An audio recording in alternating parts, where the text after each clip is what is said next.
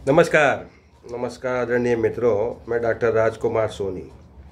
स्वास्थ्य उपयोगी वीडियोज की श्रृंखला में मैं आज के वीडियो में आपको योग, मैंने काफ़ी समय पहले पोस्ट डाली थी और वो मैं वीडियो पोस्ट नहीं कर पाया कि जीवन में लाना होगा योग। अगर जीवन शैली सुधरेगी तो शरीर में आपकी सेहत सुधरेगी।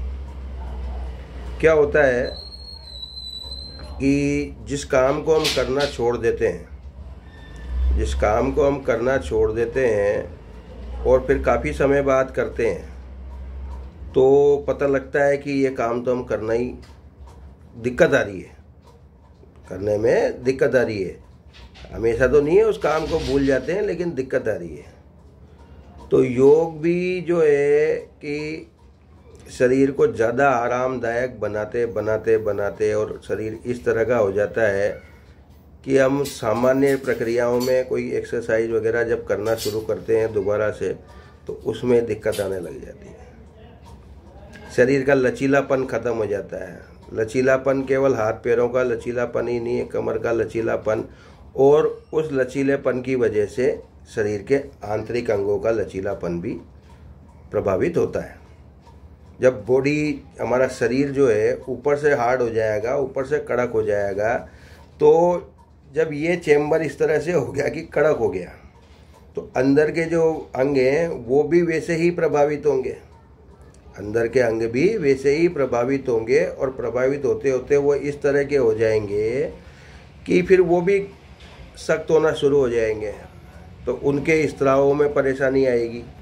जो भी वो डिस्चार्ज करते हैं, वो जो प्रक्रिया करते हैं, फेफड़े हार्ड हो गए तो श्वसन क्रिया में समस्या आएगी। दिल की नलियाँ हार्ड हो गई तो धड़कन बढ़ जाएगी, ब्लड प्रेशर बढ़ जाएगा और भी काफ़ी चीज़ें इस तरह की हो जाएगी। तो योग से जुड़ने का मतलब क्या है? शरीर को प्राकृतिक रूप से अनुकूल बनाना, शरीर को प्रकृति के अनुसार अनुकूल बनाना, ये योग है। ज़रूरी नहीं है कि योग का मतलब सुबह सुबह योगशाला जाया जाए और योगशाला जाने के बाद फिर वहाँ पर नियमित कसरत की जाए, ये प्राणायाम किया जाए और उसके बाद फिर थक जाए आदमी, फिर वो काम पे जाने की क्षमता नहीं रहे तो फिर वो सारा, तो वो योग कहाँ हुआ? फिर दिक्कत हो जाएगी आपको, फिर दिक्कत हो जाएगी। भागे भागे हम काम पे जाएंगे, सारा सब कुछ गड़बड़ हो जाएगा। और ये सोचते सोचते क्या होता है? ये सोचते सोचते ये होता है कि आप समय अब कर लेंगे, 50 वाला सोचता है 55 पे कर लेंगे, 55 वाला सोचता है 60 पे कर लेंगे। ये तो हम जितना सिंथेटिक चीज़ों से अपने आप को दूर करेंगे वो अपने आप में योग है, मैं आपको बिल्कुल सामान्य उदाहरण देता हूँ और इसको आप करके देखिए। पहले के समय पे क्या था कि ऋतु अनुसार हमारा ओढ़ना बिछाना बदल जाता था। हम लोग जो है गद्दों पे सर्दियों में सोते थे और गर्मियों में गीदी पे सोते थे। गीदी है ना, गद्दी कहते हैं उसको। ये गद्दी शब्द कई लोगों ने सुना होगा, जो नए पीढ़ी के नहीं सुना होगा तो पुराना तो सब ने सुना होगा। गीदी सूती कपड़ों से बनाई जाती थी, है ना। गद्दे से आधी सूती कपड़ों से हमारे बुजुर्ग जो हैं और टाँके लगाकर उसको बनाया। मेरी दादी नानी ने खूब सारी गीदी, जिसको यहाँ हमारे हाड़ौती में कतलिया भी बोलते हैं, गीदी और कतलिया ये से कहते हैं। कतलिया थोड़ा बड़ा हो गया, गीदी बच्चों के काम आती है, बच्चों की मिनी कतलिया, तो वो गीदी हो गई और वो कतलिया हो गया जिसमें बड़े। तो सूती कपड़ों से वो सिली जाती थी, कुछ साड़ियाँ वाड़ियाँ भी उसमें काम लेते थे और उसका पर्पस था कि ज़मीन पे सोना शुरू कर दो। गर्मी में ज़मीन पे, अगर पलंग पे सोते हैं तो ज़मीन पे सोना शुरू कर दें। और ज़मीन पे सोने से क्या होगा? शरीर का पोस्चर अलग ढंग से हो जाएगा, रिलैक्स होगा। चाहे जिस तरफ मुड़ो, आपको बीच में स्पर्श के अलावा जगह भी बचेगी और हवा भी पास होती रहेगी। ढीले वस्त्र पहनने को क्यों कहा जाता है गर्मी में? इसीलिए कहा जाता है बीच में हवा लगे। सर्दियों में टाइट पहन सकते हैं।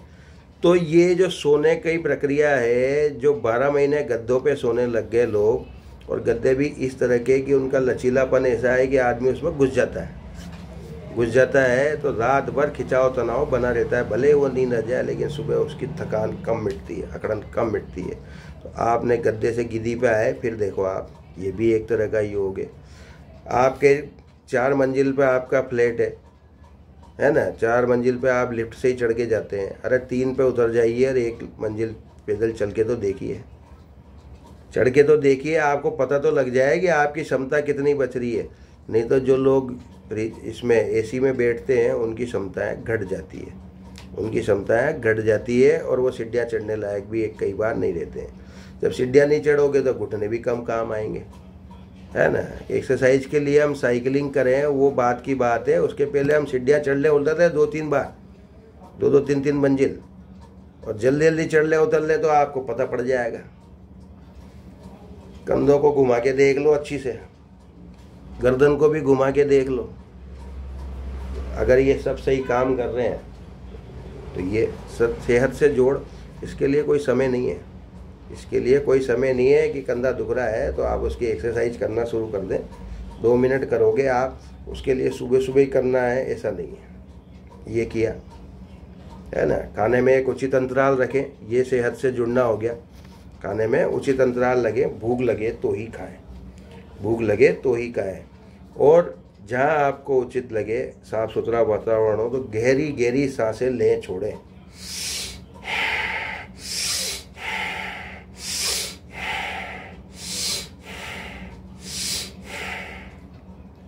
धीरे धीरे लें, तेज तेज लें, है ना। बॉडी को सब तरफ घुमाएं, है ना। कुछ नृत्य जैसी कसरतें कर लें, नृत्य जैसी कसरतें कर लें। पानी बढ़िया तबीयत से पिए। ये सब सेहत से जुड़ना है, सेहत से जुड़ना है। स्वभाव को इस हिसाब से रखें कि गुस्सा कितना करना है तो उस पर कंट्रोल कर पाना, ये भी योग है। तो बड़े बड़े योगियों को आपने देखा है, उनका गुस्सा कंट्रोल नहीं होता, गुस्सा कंट्रोल नहीं होता। पहले पुराने योगी तो गुस्से में श्राप दे ही दे देते। दुर्वासा मुनि, विश्वामित्र जी और भी सारे ही मुनि जो थे पहले, सब गुस्सेल ही होते थे। अभी भी जो योग कर रहे हैं ना, योग भले ही कर रहे हो लेकिन वो योगाचार्य स्वभाव में विनम्र हो, आसान नहीं है, आसान नहीं है। तो मन पर नियंत्रण करना भी तो योग है ना। अपनी वृत्तियों पर नियंत्रण करने का नाम योग है। ये तो वृत्तियाँ जो है कि भूख पर अनियंत्रित, उसमें स्वाद जो है जीभ पर नियंत्रण किया, ये भी योग है। आँखों पर नियंत्रण किया, आज के समय पे तो आँखों पर नियंत्रण करने का मतलब आप मोबाइल कम कर दो, मोबाइल कम कर दो, ये भी योग है। ये भी योग है। कानों में ऐसी ही बातें सुने, केवल अपने को प्रिय लगे जो ही नहीं, और भी बातें हो सकती है ना। कभी कोई कड़वे वचन कह रहा है तो उसको भी मनन करें, ये भी योग है। किसी को पलट कर जवाब न दें एकदम से, है ना, तो वो भी योग है। परंतु इसका मतलब ये भी नहीं है कि कोई आपका जीव ही खा रहा हो, परेशान ही कर रहा हो अनावश्यक, और आप उसको कभी जवाब न दें, ऐसा नहीं है। कोई ऐसा व्यक्ति है जो अपन तो उसके मोह में पड़े हुए हैं, मोह, और उसको अपने से लेना देना ही नहीं है, तो अपन उसके चिपके नहीं, उसके चिपके नहीं ज़्यादा कि नहीं साहब इसके पीछे पड़े रहें, इसके हाथ जोड़ के इससे ज़्यादा मनाने की कोशिश न करें। छुटकारा भी पाने की इच्छा रखें, ये भी योग है। मतलब जहाँ आप छोड़ सकते हो, योग का मतलब तो जोड़ना है, लेकिन मैं यहाँ जो बता रहा हूँ कि जहाँ आप छोड़ सकते हो वो सब योग की श्रेणी में ही आता है। छोड़ सकने का मतलब चाहे ज़्यादा आराम का मतलब, गरिष्ठ भोजन का मतलब, है ना, और भी कोई अन्य व्यसन है उसको छोड़ सकते हो, तो उसका मतलब योग ही है, सेहत से जुड़ना ही है, सेहत से जुड़ना ही है। ये सब कुछ योग है अगर हम त्याग कर सकने की भावना रखते हैं।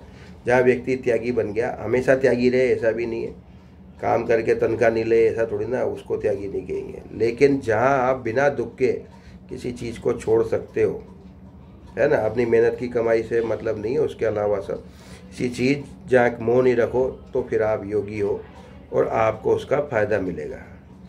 तो आराम छोड़ा तो आपको सेहत मिलेगी, ये ध्यान रखें।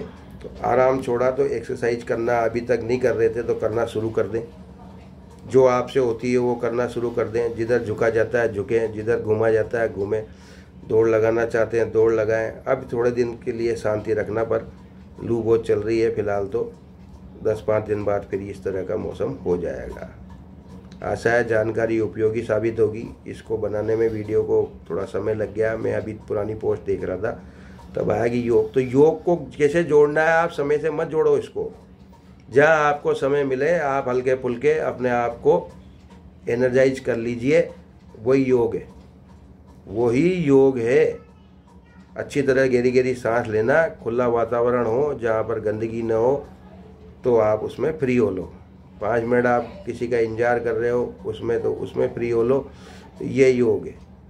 खाना खा के पचा दिया आपने ढंग से, वो एनर्जी दे के निकल गया आपके शरीर को, तो योग है। धन्यवाद, नमस्कार।